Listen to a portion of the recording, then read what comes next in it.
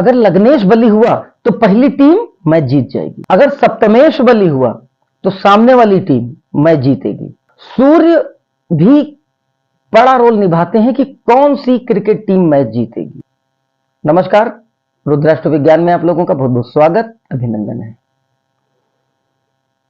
मेरे पास बहुत से लोग आए जिनके मन में जिज्ञासा, ये उत्सुकता थी कि क्या क्रिकेट की जो टीम है, जो दो टीमें आपस में खेलती हैं, क्या इन पर भी एस्ट्रोलॉजिकल इफेक्ट पड़ सकता है? क्या कोई ज्योतिषीय प्रभाव पड़ सकता है?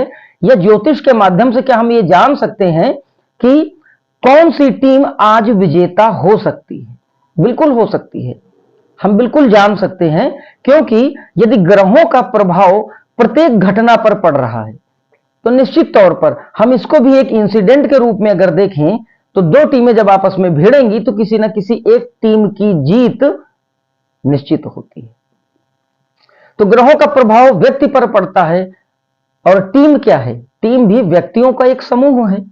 तो निश्चित तौर पर जिस समूह में ज्यादातर लोगों को ग्रहों का सपोर्ट और बलाबल मिलेगा, वह टीम विजेता हो सकती है। फिर इसी जिज्ञासा के कारण मैंने भी यह सोचा कि प्रश्न कुंडली के माध्यम से निश्चित तौर पर इस प्रश्न का उत्तर दिया जा सकता है। फिर मैंने कुछ एक मैचेस में अपने इस प्रयोग को इंप्लीमेंट किया तो रिजल्ट बहुत सकारात्मक रहा। तो इसी क्रम में आज मैं आपसे बात करूंगा कि कौन से मेथड से, किस प्लानिंग के अकॉर्डिंग आप यह जान सकते हैं कि किस टीम के विजेता होने की संभावनाएं अधिक हैं। लेकिन मैं आपसे एक निवेदन करूंगा, देखिए इस विद्या का और इस विधि का प्रयोग कृपया आप कोई दुरुपयोग ना करें। यह एक जिज्ञासा वाली बात है, कहीं ना कहीं ज्योतिष को एक नए एंगल से समझने की बात है। दो व्यक्तियों में यदि आपस में विवाद हुआ है, किसी दो व्यक्तियों में अगर कोई मुकदमेबाजी हो रही है, तो हम कोई भी दो ऑब्जेक्ट के बीच में जीत या हार का निर्णय के संबंध में इस मेथड को भी प्रयोग कर सकते हैं। मतलब जहां पर हमारे पास कोई दो टॉपिक हो और हमें यह जानना हो कि इन दोनों में कौन सा विजयी हो सकता है, तो यह जो मैं मेथड बताऊंगा, यह मेथड बड़ा सटीक काम करता है। अगर आपको ज्योतिष की जानकारी नहीं है, फिर भी अगर आप यह वीडियो पूरा देखते हैं तो आप इस मेथड को आसानी से समझ सकते हैं, और आपकी जो जिज्ञासा होगी, जो आपके अंदर का जो कौतूहल होगा, वह जिज्ञासा, वह कौतूहल, यह प्रयोग शांत कर सकता है। तो चलिए कार्यक्रम को शुरू करते हैं। और एक निवेदन आपसे है, यदि आपको लगता है कि यह वीडियो समाज के लिए हितकारी है और ज्योतिष की सेवा में बनाया गया है, तो प्लीज हमारे वीडियो को लाइक कर दें और हमारे चैनल को सब्सक्राइब करके बेल आइकॉन को प्रेस कर दें, ताकि हमारे सभी वीडियोज आप तक आसानी से पहुंचते रहें। देखिए एक उदाहरण से समझते हैं। मान लीजिए कि किन्हीं दो टीम के बीच मैच संभावित है आज।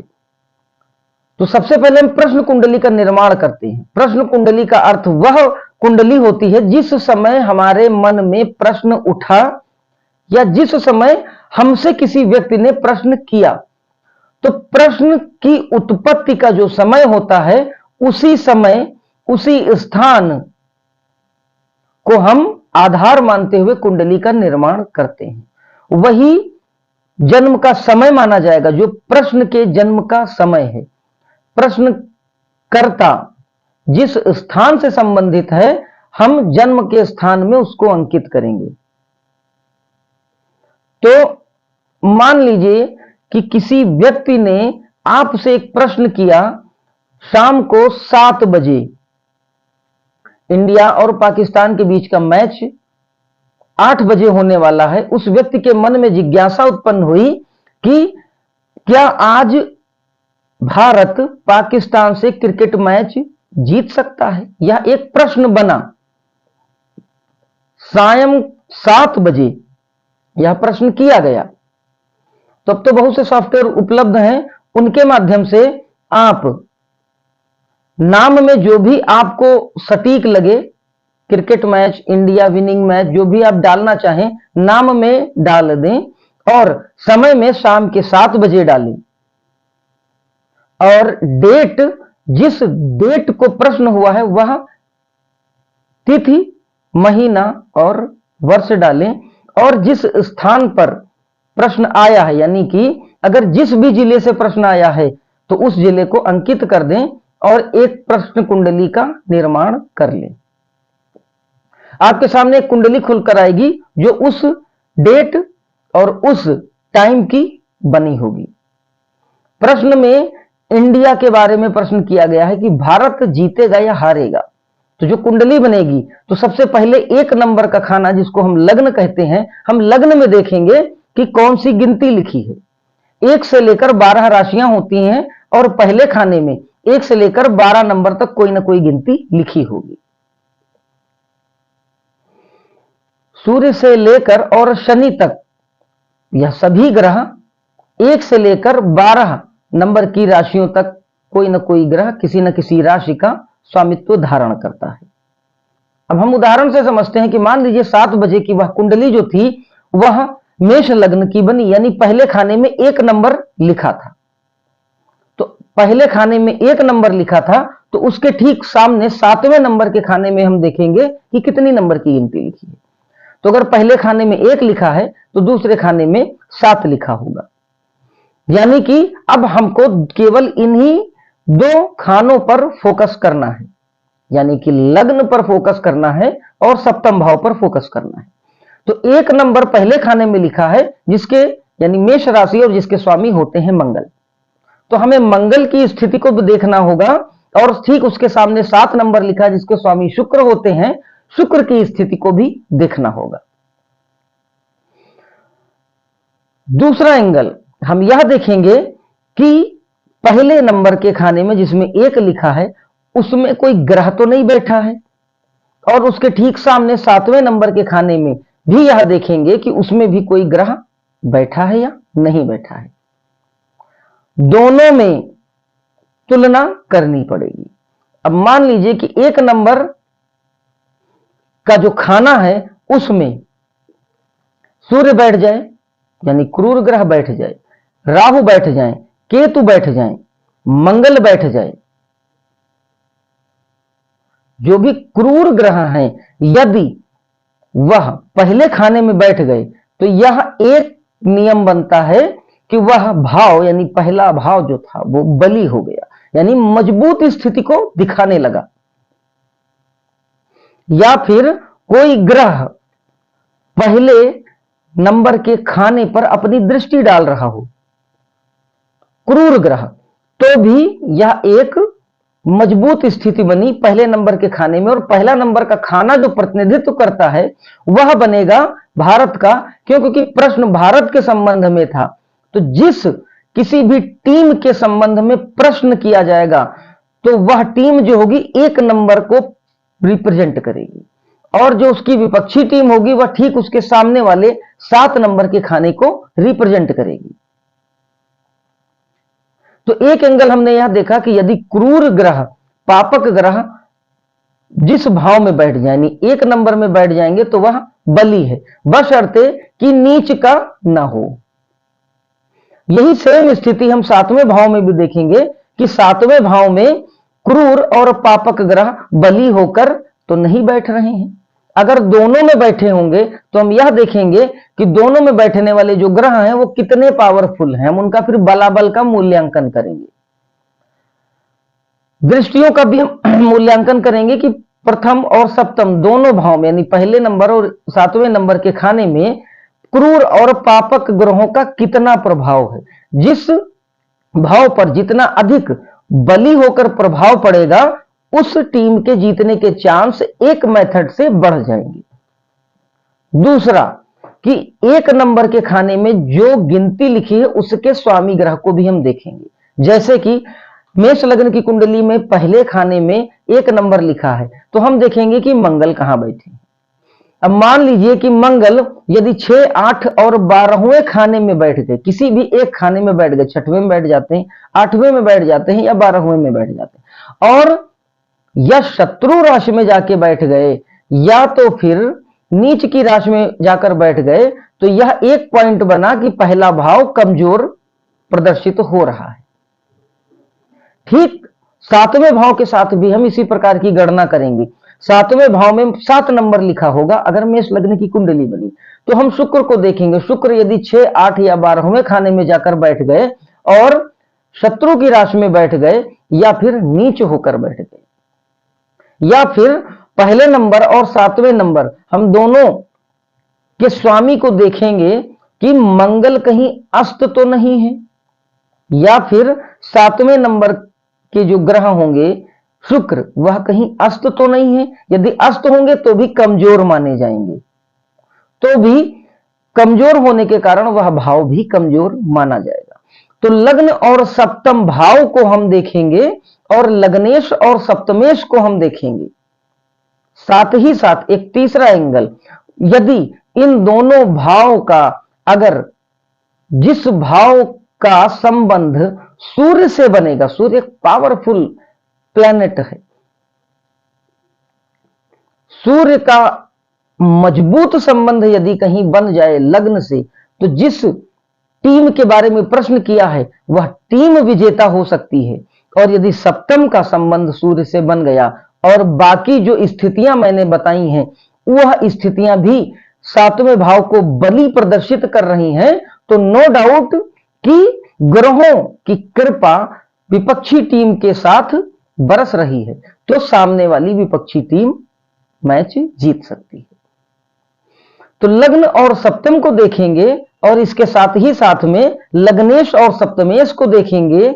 साथ ही साथ में सूर्य की भी स्थिति का हम मूल्यांकन करेंगे कि सूर्य जो है वह लग्न भाव को या लग्नेश को सपोर्ट कर रहे हैं या सप्तम भाव और सप्तमेश को।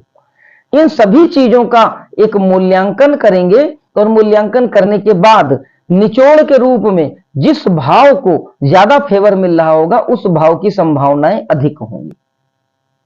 यदि लग्न, लग्नेश और लग्न में बैठे ग्रह या लग्न पर पड़ने वाले ग्रहों की क्रूर दृष्टियां और सूर्य, ठीक ही इसके साथ में सप्तम भाव सप्तमेश, सप्तम भाव पर पड़ने वाले क्रूर ग्रहों की दृष्टियां, सप्तम में बैठे हुए क्रूर ग्रहों की दृष्टियां और सूर्य, इनको हम देखेंगे। और यदि हमको लगभग बराबर जैसी स्थितियां दिखेंगी तो इन परिस्थितियों में हम यह देखेंगे कि लग्नेश और सप्तमेश किस ग्रह के नक्षत्र में बैठा है। यदि जिस ग्रह के नक्षत्र में बैठा, यदि वह नक्षत्र का स्वामी ग्रह मजबूत स्थिति में होगा तो भी हम कोशिश करेंगे कि इस एंगल से भी देखकर थोड़ा सा और क्लेरिफाई कर लें। फिर भी यदि स्थितियां हमको लगभग बराबर दिख रही हैं तो इन स्थितियों में वह मैच टाई होने की संभावनाएं अधिक हो जाती हैं। अब एक प्रश्न यह भी उठता है कि क्रूर ग्रहों के बारे में, पापक ग्रहों के बारे में तो बात हो गई, यदि शुभ ग्रह बैठे हो तो क्या रिजल्ट हो सकता है। मान लीजिए एक उदाहरण के लिए कि ना तो कोई क्रूर ग्रह बैठा है दोनों भावों में, ना कोई पापक ग्रह बैठा है और ना क्रूर और पापक ग्रहों की दृष्टियां हैं, शुभ ग्रह विराजमान है। लग्न में यदि शुभ ग्रह विराजमान है तो हम उसकी स्थिति का मूल्यांकन करेंगे कि वह किस स्थिति में है। नीचस्थ तो नहीं है, दूसरा अष्ट तो नहीं है, तीसरा कि वह ग्रह जो है अपनी शत्रु की राशि में तो नहीं है। यदि यह तीन शर्तें लग्न के साथ या सप्तम के साथ किसी भी एक भाव के साथ लागू हो जाती हैं तो फिर यह जान लीजिए कि यदि लग्नेश या सप्तमेश भी निर्बल हो और सौम्य ग्रह यदि इन स्थितियों में बैठे हो, जो स्थितियां मैंने अभी बताया कि यदि नीच के होकर सौम्य ग्रह बैठ जाए उस भाव में, या तो फिर शत्रु के राशि में बैठ जाए या अस्त होकर बैठ जाए और उस भाव का स्वामी ग्रह भी कमजोर हो, तो इन परिस्थितियों में जो भी भाव वाली जो टीम होगी वह बहुत बड़े अंतर से हार सकती है। मतलब एक बड़ा चेंज, बड़ा गैप, बड़ा डिफरेंस के साथ उसको पराजय का सामना करना पड़ सकता है।